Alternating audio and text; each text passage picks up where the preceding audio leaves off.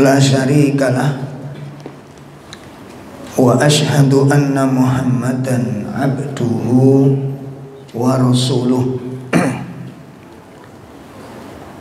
Ya ayyuhalladzina amanu taqullaha haqqa tuqatih wa la tamutunna illa wa antum muslimun. Allahumma salli wa sallim wa barik ala nabiyyina Muhammadin wa ala alihi wa ashabihi wa man tabi'ahum bi ihsanin ila yaumiddin. Amma ba'd. Ikhwatul iman, bapak-bapak, ibu-ibu, jamaah majelis taklim yang semoga dimuliakan Allah Subhanahu wa ta'ala. Alhamdulillah, pada malam hari ini kita bisa hadir di kajian kita, yang tentu kondisi seperti ini adalah kondisi yang berat. Ada udzur di musim hujan ini, tapi kita berusaha untuk tetap hadir di dalam kajian ini. Dan tentu banyak saudara-saudara kita yang juga ingin hadir namun terhalang karena hujan. Mudah-mudahan pahala tidak sampai hilang dari mereka karena udzur syar'i ini. Jadi sekarang mungkin saudara-saudara kita duduk di rumah bersama istrinya, bersama anaknya, mungkin ditambahin makan bakso, ya, anget-angetnya cocok ya teman-teman. Mereka di rumah begitu dapat pahala seperti kita di tempat ini. Mereka mendapat pahala seperti yang hari ini kita dapatkan karena niat mereka ingin hadir. Mungkin di tempat kita nggak terlalu deras, tapi di tempat saudara kita yang lain mungkin deras karena hujan ini nggak sama kadang-kadang, Mbak. Ya, kadang-kadang tidak sama. Oleh karena itu, kalau memang tidak benar-benar terus banget, kita upayakan tetap hadir. Dulu kami masih dalam keadaan penuh kekurangan di masa-masa muda kami. Nah, sekarang masa tua ini. Ketika Ustaz Abu Jibrin itu masih SMP, Ustaz Abu Rozan masih SMA, kendaraan kami cuma sepeda pancal, Pak. Ya, kendaraan kami masih sepeda pancal waktu. Dan jalan tuh belum aspalan di kampung-kampung itu. Masih jalan pasir itu sama lumpur. Belum ada listrik. Itu kajian di mana-mana kita jalan pakai sepeda. Nah, kalau udah mau menjelang hujan, musim hujan itu kita musyawarah dulu. Nanti kalau udah masuk musim hujan, nanti kita gimana, ngaji apa enggak ngaji? Ya ngaji tetap berarti. Padahal kami nggak punya jas hujan waktu itu. Jadi kalau ngaji itu pakai baju dua gitu. Jadi baju untuk hujan-hujan, untuk PP itu, yang satu untuk ngaji. Sepakati begitu. Dan subhanallah, ya, dan tetap kajian, tetap jalan. Ya, dari rumah saya Prambon, perbatasan Wonoayu itu sampai Tarik sana itu sepeda pancal itu. Datang dalam kondisi serba menderita. Sekarang masya Allah, sepeda motor, jalannya aspalan, penerangan lampu terang benderang, mantel duwe. Nah, tinggal satu apa? Nah, kemauan. Sekarang itu masya Allah enak banget. Baik. Nah, mudah-mudahan tentu pahala yang kita terima pun tidak sama dengan kondisi ketika terang benderang. Ya, nilainya beda sesuai dengan keadaan. Mudah-mudahan Allah menerima amal-amal kita dan menjadi pemberat timbangan kebaikan kita. Ikhwan-ikhwan sekalian, sore ini kok malam ini keliru, sore bisa. Malam ini kita akan melanjutkan pembahasan tentang jihad ala zulm wal munkarat. Bagaimana berjihad melawan orang dolim, pelaku-pelaku kemungkaran wal muhdas, dan orang yang mengada-adakan di dalam agama. Itu pembahasan materinya. Nah, adapun yang akan kita bahas pada malam ini adalah hadis dari sahabat Abdullah ibnu Mas'ud. Anna Rasulullah sallallahu alaihi wasallam yaqul, ma min nabiyyin ba'athahu Allahu fi ummatin qabli. Ya, tidaklah dari nabi, ya, tidaklah dari suatu nabi yang Allah utus ke tengah-tengah umat sebelumku. Nah, jadi artinya apa? Setiap nabi yang diutus oleh Allah sebelum Nabi Muhammad SAW, illa kana lahu min ummatihi hawariyun. Itu selalu ada di antara umat-umatnya pada saat itu hawariyun. Sahabat hawariyun itu adalah sahabat yang sangat setia kepada Nabi. Nah, disebut apa? Hawariyun. Sahabat-sahabat yang sangat setia kepada Nabi. Wa ashabun, dan beberapa sahabat yang yakhuduna bi sunnatihi, yang selalu mengambil sunnahnya.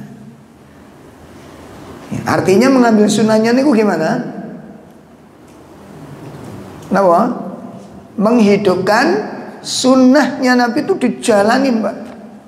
Nggak ada yang ditinggalin. Ya. Kemudian yakhudhu bi sunnatihi wa yaqtaduna bi amrih, dan selalu melaksanakan apa yang Rasul perintahkan. Ini dari nabi-nabi terdahulu itu selalu ada sahabat-sahabat yang setia dan sahabat-sahabat yang selalu mengamalkan sunnahnya dan taat dengan setiap perintah Rasulnya. Nah, begitu. Nah, setelah ini lewat, masa ini lewat, tsumma innaha takhlufu min ba'dihim. Kemudian setelah itu datanglah generasi setelahnya. Ya, seperti sekarang ini kita masuk generasi-generasi yang digambarkan. Khulufun, pengganti yang buruk. Penerus agama yang buruk. Bagaimana cirinya? Yaquluna ma la yaf'alun. Mereka mengatakan sesuatu yang tidak mereka kerjakan. Nah, mereka mengatakan sesuatu namun tidak mengamalkannya. Ini kini cara basa Sidoarjo ini pripun? Muncul generasi-generasi yang gedabrus. Diomongnya mbak amal ini mboten seimbang. Sing diomong niku mboten dilakoni. Nanti akan datang generasi seperti ini. Satu ciri pertama itu. Ciri yang kedua, generasi yang tidak baik dalam hadis ini adalah ya, wa yaf'aluna ma la yu'marun. Wa yaf'aluna ma la yu'marun. Dan mereka mengerjakan apa-apa yang tidak diperintahkan. Pun ini disimak kalimat ini. Mereka mengatakan apa yang tidak dilakukan, mereka melakukan apa yang tidak diperintahkan. Perhatikan ini. Di sini persoalannya ini. Ya, ini yang dipersoalkan oleh Nabi ini. Melakukan, mengerjakan suatu amalan yang tidak diperintahkan oleh Rasul. Nah, persoalannya di sini. Kita simak kelanjutannya. Apa kata beliau? Sallallahu alaihi wasallam mengatakan, "Faman jahadahum," barang siapa yang memerangi mereka, biyadihi, dengan tangannya. Maksudnya memerangi ini apa? Mencegah. Bukan merangin terus di nopo gelut, itu dipentung orang, bukan, dicegah. Ya, barang siapa yang mencegah mereka dengan tangannya, dengan kekuasaannya, fahuwa mu'min, maka dialah orang mukmin. Jadi kalau ada orang mencegah nopo Bapak? Sing dicegah nopo niki? Hah? Apa? Hah? Mencegah orang yang berbuat yang tidak diperintah, itu dicegah, dianjurkan, dicegah oleh Nabi. Lah barang siapa yang mencegah mereka dengan tangannya, yakni dengan kekuasaannya, dia mukmin.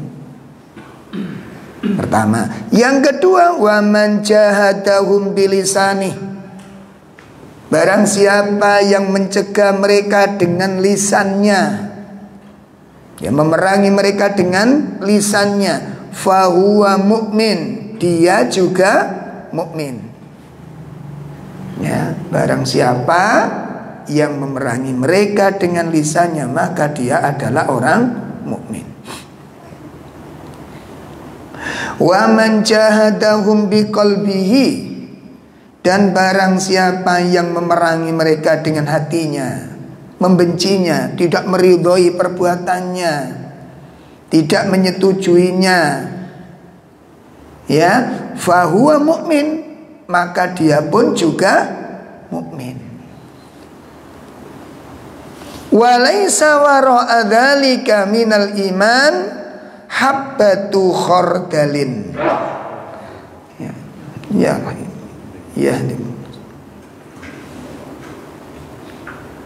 Ya, walaysa wara'a dzalika, walaysa dzalika wara'a dzalika. Maka kalau ada orang yang menyelisih tiga ini, mencegah dengan tangan yonda, mencegah dengan lisan yonda, mencegah dengan hati yongga. Artinya apa begini Pak? Nama diumbar dan dia pun ridho memakluminya. Diumbar dan dia pun ridho dengan perbuatan itu. Apa kata Nabi? Kemungkinan di hatinya sudah tidak ada iman, walaupun seberat biji sawi. Masya Allah. Nah, jadi kalau ada orang melakukan perkara yang gak diperintahkan oleh Nabi, kok membiarkannya dan hatinya pun ridho dengannya, maka apa? Kemungkinan tidak ada lagi iman di hatinya, walaupun seberat biji sawi. Nah, ini menunjukkan apa? Bahwa perbuatan di mana orang mengatasnamakan ibadah, namun itu enggak diperintahkan Nabi, maka perbuatan ini dianggap mungkar oleh Nabi. Makanya Nabi memerintahkan untuk apa? Mencegahnya. Karena perbuatan itu dianggap mungkar. Sehingga ini perlu dijelaskan kepada umat itu, jauhi perbuatan itu, tinggalkan perbuatan itu, dan jangan kamu sepakati perbuatan itu, diperintahkan oleh Nabi. Nah, itu diperintahkan oleh Nabi SAW. Nah, bapak-bapak, ibu-ibu, hadis ini derajat hadisnya sahih, diriwayatkan oleh Imam Muslim dan juga riwayat Imam Ahmad. Nah, dari hadis ini pelajaran apa yang bisa kita petik? Ya, pelajaran yang bisa kita petik dari hadis ini yang pertama,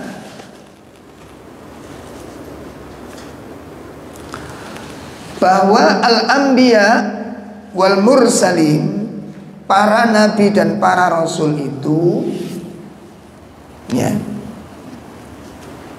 membawa syariat-syariat,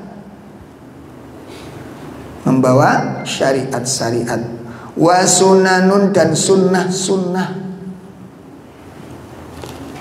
Para nabi dan para rasul itu datang dengan membawa apa? Syariat-syariat dan membawa sunnah-sunnah. Untuk apa? Untuk memberikan petunjuk. Ya, liyahdiyahum, untuk memberikan petunjuk kepada manusia ini, untuk memberikan resep-resep hidup kepada manusia. Liyahsilu sa'adatahum, agar mereka bisa memperoleh kebahagiaan fid dunya wal akhirah. Nah, ini agar mereka mendapatkan kebahagiaan, wasalama, dan keselamatan fid dunya wal akhirah.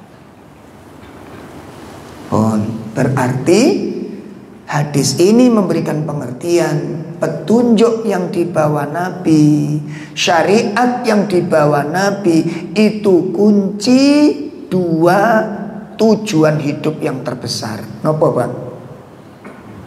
Keselamatan dan kebahagiaan. Dadi nek kula mbek sampean kepingin selamat, doleki jalan sing sesuai dengan sunnah. Ngoten. Kalau kita ingin mendapatkan kebahagiaan, cari dari apa yang dibawa oleh Nabi. Ngoten. Wong dolek kebahagiaan kok tempat hiburan. Tempat hiburan itu bukan mencari kebahagiaan, tapi ndolek kesenangan. Nopo bedane seneng ambek bahagia? Nopo, Pak? Bedone seneng ambek bahagia niku nopo? Dalam? Kalau seneng saat. Kalau bahagia? Oh, kasih toh. Ketoke beda, tapi ketoke apa? Mboten seneng niku durung bahagia. Lah wong sumpek-sumpek niku nang karaoke seneng, Pak. Tapi apa dia tidak menderita? Itu penderitaan. Mboten. Jelas ya? Wis sampean pikir kok di GPR niki. Apa bedane? Ya, wong seneng itu durung mesti nek bahagia. Durung mesti. Bahagia itu tidak mesti harus senyuman, Pak. Ya, bahagia itu tidak mesti harus, kadang saking bahagianya sampai nangis. Seperti bahagianya para ulama ketika sujud, bahagianya ulama ketika istighfar, bahagianya ulama ketika sholat malam. Nangis mereka. Ya. Karena kebahagiaan mereka. Ini pelajaran pertama. Jadi kalau kita ingin mendapatkan kebaikan, cari di hadapan di jalan Rasulullah itu, di ajaran-ajaran Nabi itu. Di situ kita akan temukan as-sa'adah, kebahagiaan. Ya, kebahagiaan. Cari itu, baca Quran, ngaji sunnah. Kadang-kadang sumpek malah gak ngaji. Betul ngaji, tapi kalau ingin izin sumpek, kenapa? Sumpek. Kalau nek ngaji nek sumpek mboten mlebu. Lho keliru sampean. Justru ngaji niku obate wong sumpek. Sampeyan ngaji akan ditemukan jawaban-jawaban. Kita sering, Pak. Ya, pasien-pasien itu janjian setelah kajian, Ustaz besok setelah kajian kami akan datang sawan untuk saya ingin ada problem yang harus kami bicarakan. Ini mendesak macam-macam itu. Nah, kami dengan ibu kami dengan suami kami, rencana sudah direncanakan sudah. Nah, habis pengajian WA masuk, Ustaz, gak jadi. Loh kenapa? Sudah dapat jawaban tadi. Loh kapan? Jenengan ngaji tadi. Loh sing di pokok itu beriku. Loh Masya Allah. Ya, alhamdulillah aku kayak sumpah mikir ya. Nah, gitu. Dan itu sering banget Pak. Sering banget. Malah ada yang rombongan datang ke rumah itu. Pengurus pengajian, Ustadz yang ngasih bocoran siapa? Loh, bocoran apa? Tadi Ustadz kok nyinggung di jamaah kami. Loh, kita ngaji ya, bab materi yang kita sepakati toh, sesuai dengan urutannya materi. Itu tadi yang jenengan bahas tadi itu kami mengalami di yayasan kami ini. Yoraru. Makanya walaupun sampean sumbak-sumbak, usahakan untuk berangkat saja. Mungkin di situ nanti kita dapat obatnya pun. Yang kedua, pelajaran yang kedua, min fadhailis sahabat, di antara keutamaan dan keistimewaan para sahabat, ya, di antara keutamaan dan keistimewaan para sahabat adalah bi'itba'is sunnati nabiyihim. Ya, salah satu kelebihan mereka, keistimewaan mereka, keutamaan mereka adalah dengan mengikuti sunnah-sunnah Nabi mereka. Oh gitu. Jadi mereka para sahabat itu jalan hidupnya mengikuti siapa? Jalan yang ditempuh oleh Nabi, dan mereka tidak mau menyelisihinya. Ingin tetap sama di jalan yang ditempuh oleh Nabi. Cara wudhunya, cara sholatnya, cara makannya, sampai demikian.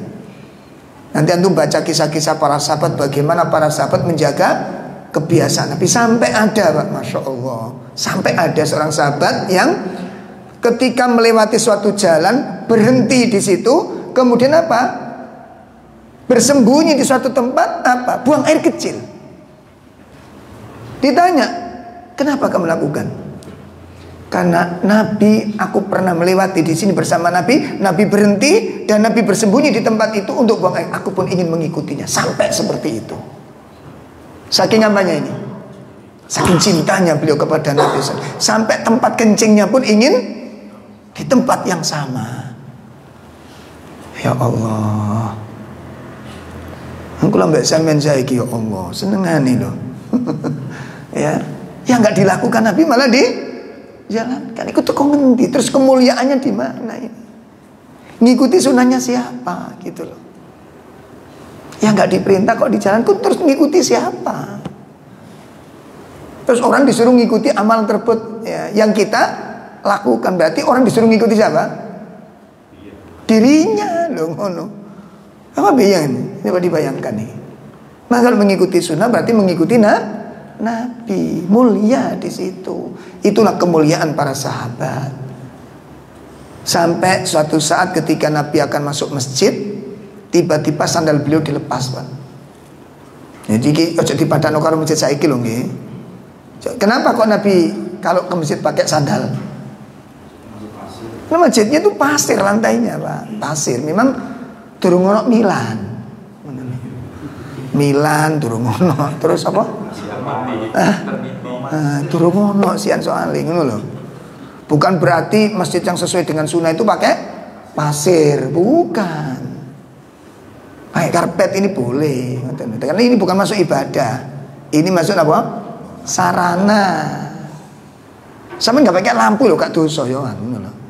Pakai lilin boleh, lilin pakai oblek, tapi moto iki kesiksa kan ngono.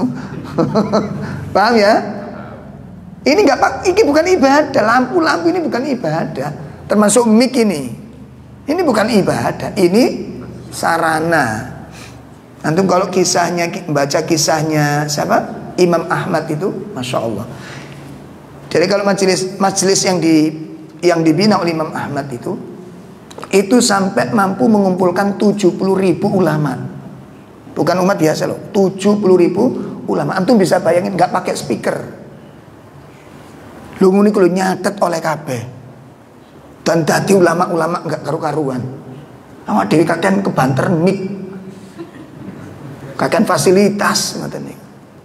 Jadi kalau kisahnya itu kalau saya baca, Masya Allah kayak gini ya. Jadi Imam Ahmad baca hadis itu ya, An Abi Hurairah. Ini nyampekin ke belakang, an Abi Hurairah, sampai ke belakang, sampai 70.000 dapat semua itu. An Abu Hurairah. Menit dipraktek no, gak pakai mic. Belas gak nyatet, Mbak. Keturutan tenan, gitu loh. Lemahnya di situ kita. Kemauan ini loh, Pak, kemauan, Masya Allah. Itu sampai seperti itu. Nah, itu keistimewaan para sahabat mengikuti jejak Nabi. Sampai satu saat ketika Nabi masuk masjid dilepas sandalnya. Lah sahabat-sahabat yang lihat Nabi lepas sandal apa?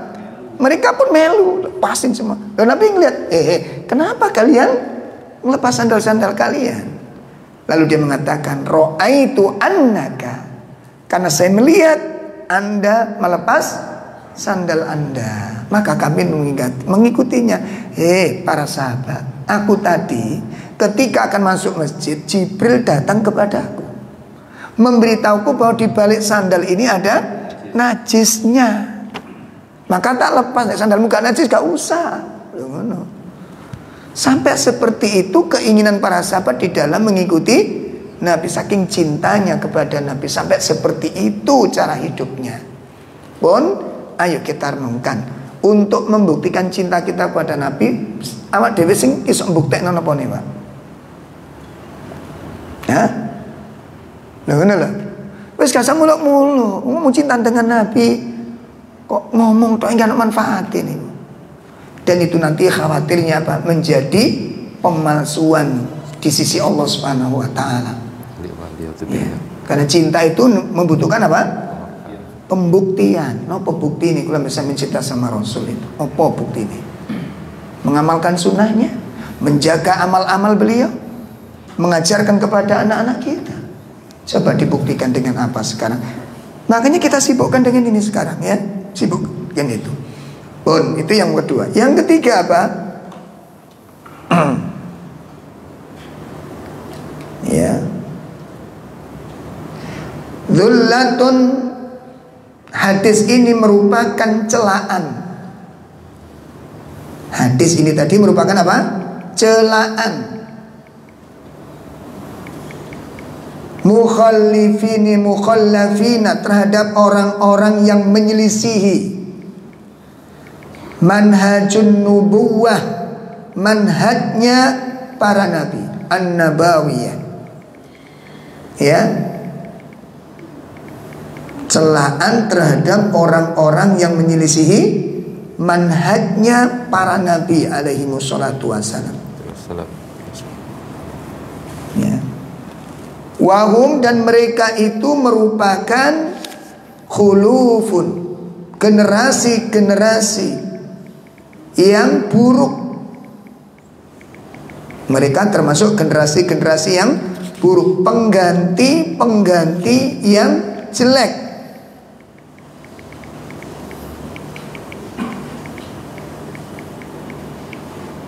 Masya Allah. Dan kejelekan mereka itu dikatakan generasi jelek, generasi yang tidak baik. Dari sisi apanya, Pak? Dari sisi apanya? Kok mereka dinamakan generasi yang tidak baik? Dikatakan generasi jelek itu karena apanya? Karena menjalankan sesuatu yang tidak diperintahkan.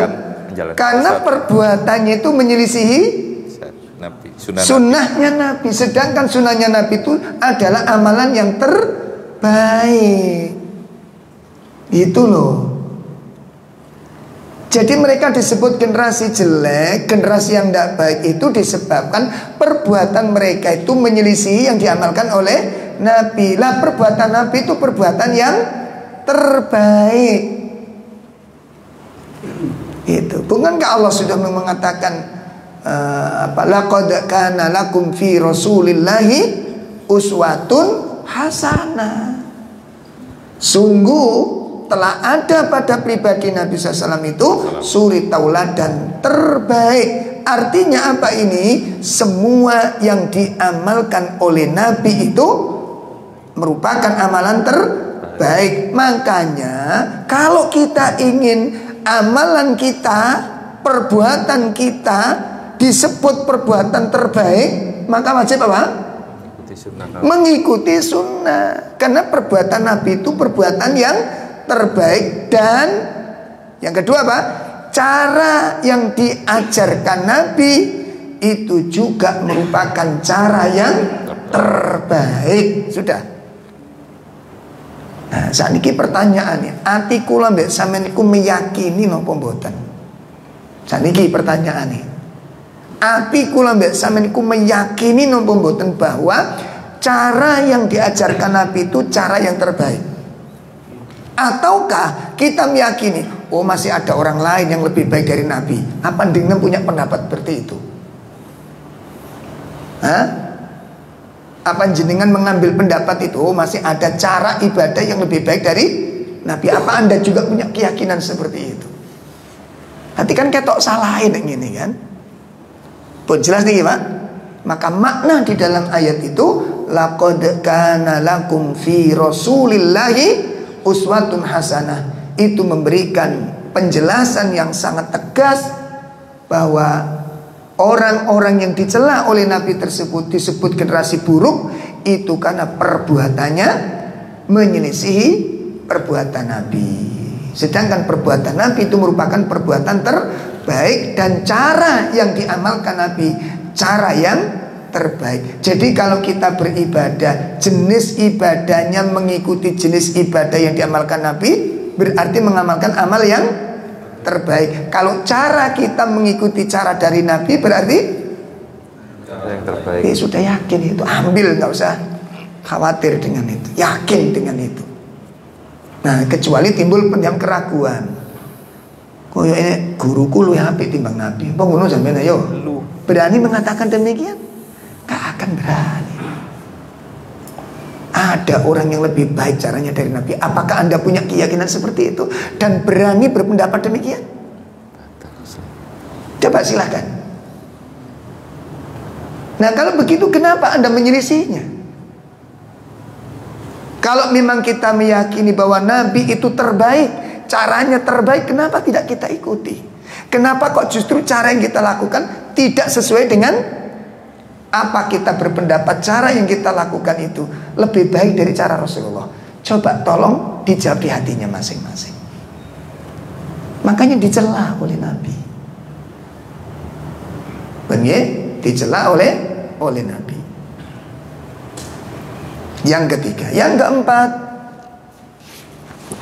Ya, yang keempat, hadis ini juga merupakan celaan. Ya, celaan. Bagi siapa? Bagi orang-orang yang mengucap, yang ucapannya, yang perkataannya kontradiktif dengan perbuatannya. Pelajaran yang keempat, hadis ini juga merupakan apa? Celaan, mencela. Siapa yang dicela?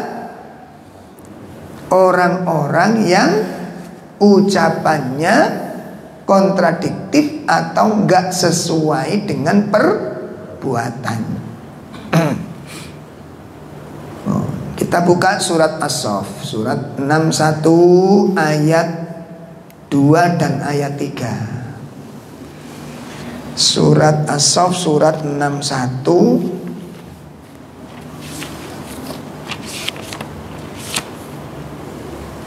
ayat pinten mau? 2. Ayat 2 dan ayat 3.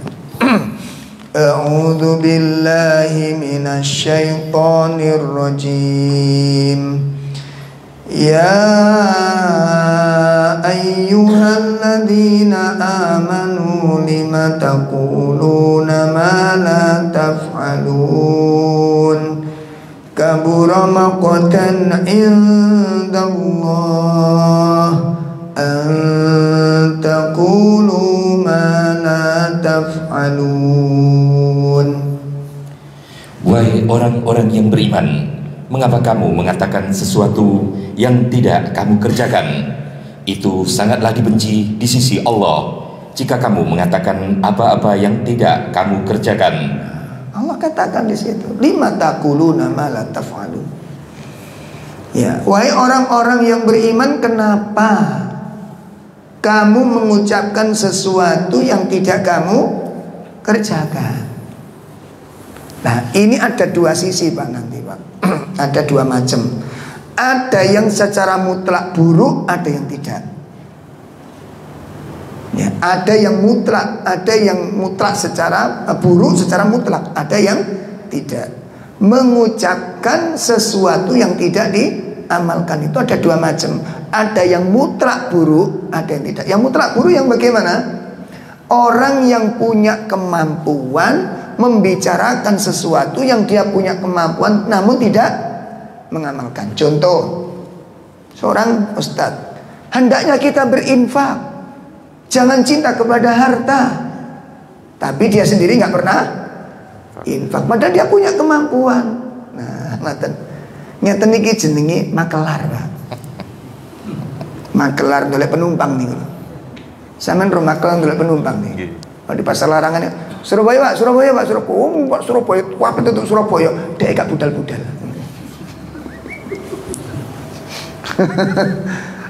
Ada Pak seperti itu? Ada. Nah, kalau makelar nggak dosa. Pak, Surabaya, mohon Surabaya, apa itu Surabaya? Dek mboten budal. Jelas ya? Tapi kalau ustaz bunyi begitu, ya, datang ke orang-orang miskin, ustaznya nggak datang, dosa dia. Kenapa? Kalau dia tidak punya kemampuan nggak masalah. Kalau dia punya kemampuan dan dia tidak amalkan, maka kena ayat ini. Lima taquluna ma la taf'alun. Hendaklah kita baca Quran di rumah-rumah kita. Jamaahnya baca Quran semua. Karena hasungan dan nasihat-nasihat ustaz. Lah ustaznya malah nonton bal-balan. Nah, ustaznya berdosa ini. Kena ayat ini, gitu loh. Jelas ini ya? Itu yang pertama, mutlak salah. Hendaklah para bapak-bapak tidak boleh mendolimi istrinya, dibantu pekerjaan istrinya, jamaahnya bantu istri, ustadznya ora.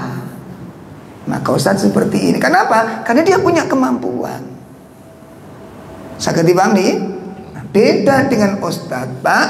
Jangan sampai kalau jenengan punya harta, kemudian Anda mampu haji, tidak berangkat haji, harus haji. Nah, nek ustadz gak berangkat haji gak dosa. Kenapa? Orang itu duit ustadz. Saged dipahami? Jadi kalau ustadz tidak punya harta, jangan takut menyuruh orang untuk. Nah, ini kena takut ini, ustadz kok gak pernah nyuruh orang haji. Aku kasih budal ustadz. Tidak masalah, karena ini keadaan. Tidak terkena ayat ini. Tidak terkena ayat ini. Ya. Ngaten. Bon. Itu pelajaran yang keberapa? Makanya disebutkan oleh Allah di ayat yang ketiga, kabura maqtan indallah. Sangat besar kemurkaan di sisi Allah, antakulu ma la taf'alun.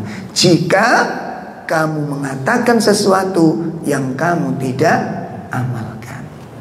Kemurkaan Allah di sisi Allah sangat besar. Ini. Kemudian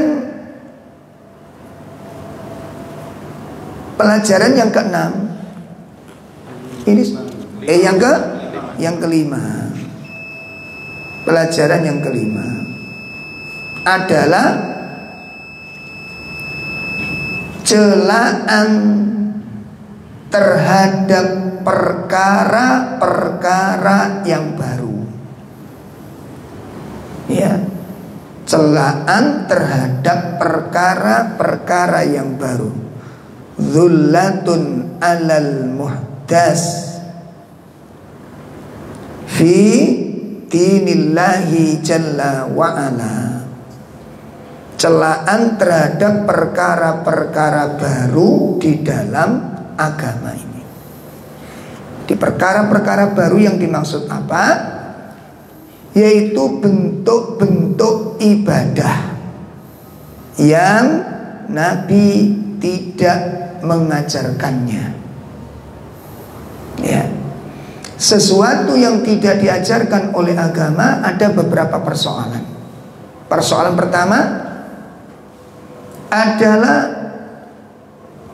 ini masuk nanti biasanya masuk dalam fikih kontemporer, Pak. seperti bayi tabung. Ini pertanyaannya nanti, gimana hukum bayi tabung? Karena zaman Nabi nggak pernah ada begitu. Hukumnya sekarang ada, kan gitu. Maka ini masuk di dalam fikih apa? Kontemporer. Nanti banyak perkara-perkara itu. Ya. Lah adapun kalau di zaman Nabi memang nggak ada dan Nabi tidak punya alasan tidak melakukan, maka itu bukan murni, bukan bagian dari agama. Apa alasan Nabi tidak mengamalkan? Tinggal mengamalkan aja.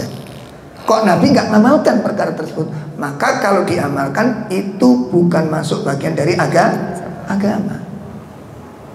Jelas ini? Nah, jadi kalau sudah masuk di dalam ibadatul mahdhah, ibadah yang sudah ditetapkan, maka tidak boleh ditambahi dan juga tidak boleh dikurangi. Ya, ada sebuah hadis Nabi SAW. Kenapa demikian? Mari kita simak, kita renungkan hadis tersebut. Kita renungkan hadis tersebut. Dalam satu riwayat yang diriwayatkan oleh Imam At-Tabrani, dan juga Imam Ibnu Hibban, Rasulullah SAW menyebutkan, ma baqiya syai'un,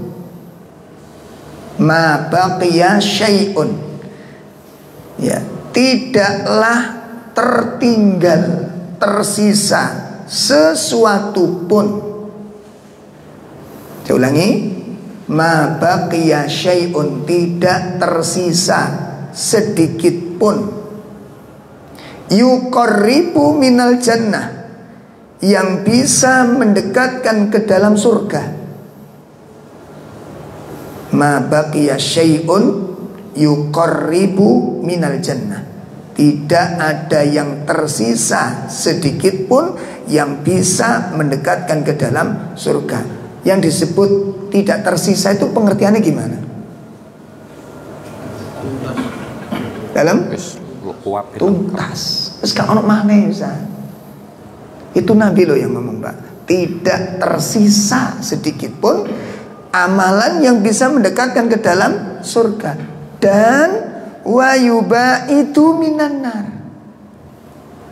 amalan yang bisa menjauhkan orang itu dari neraka. Illa, melainkan wa qad buyyina lakum, sungguh benar-benar telah diterangkan kepada kalian. Kesimpulannya apa gitu nih? Tidak tersisa sedikit pun amalan yang bisa memasukkan orang ke dalam surga dan yang bisa menjauhkan orang dari neraka, kecuali semuanya sudah dijelaskan. Itu pengertiannya gimana?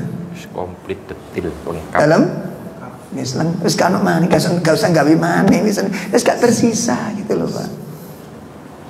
Berarti wis kuwabe niku dijelasaken. Makanya kalau kita ingin mencari amalan yang bisa mendatangkan surga, cari amalan dari sunnah pun sampean doleki. Kira-kira ono ta sing durung diajarno sama Nabi ini?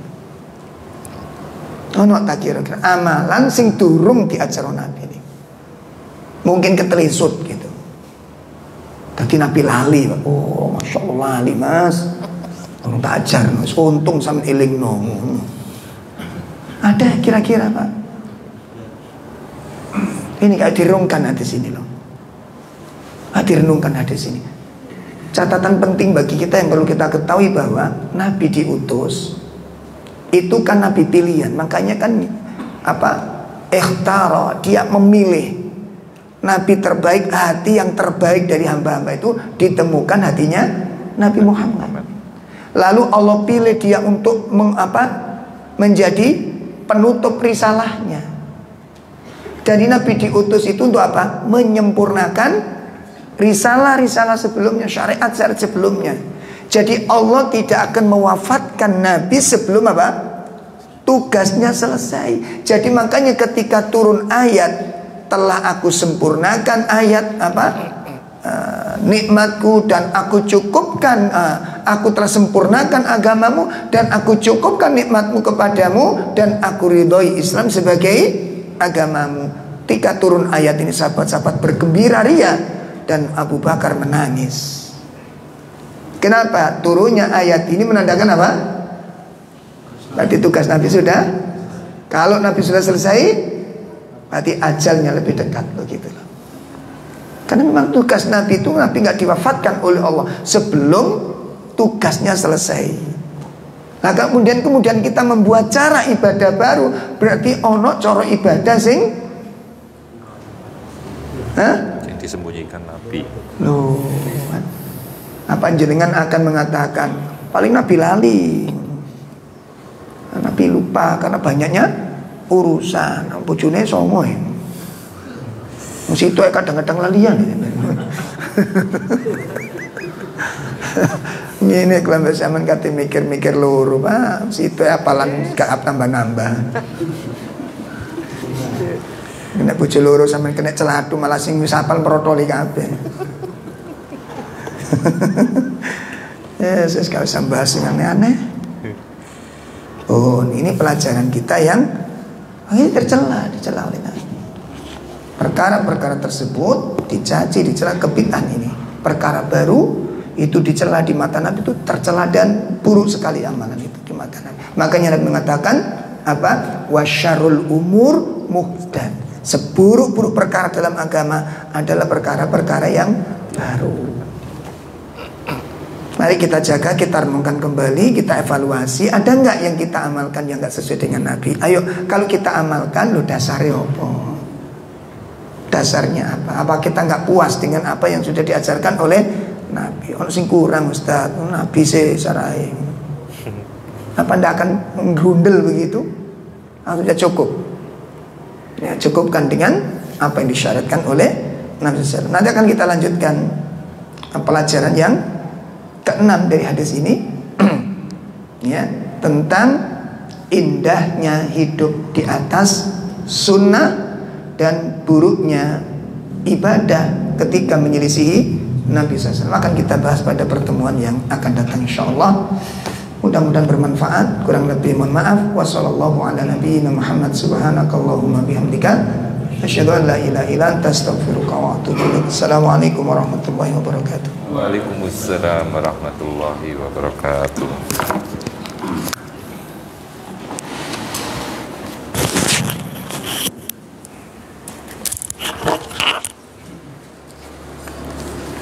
Allahu akbar, Allah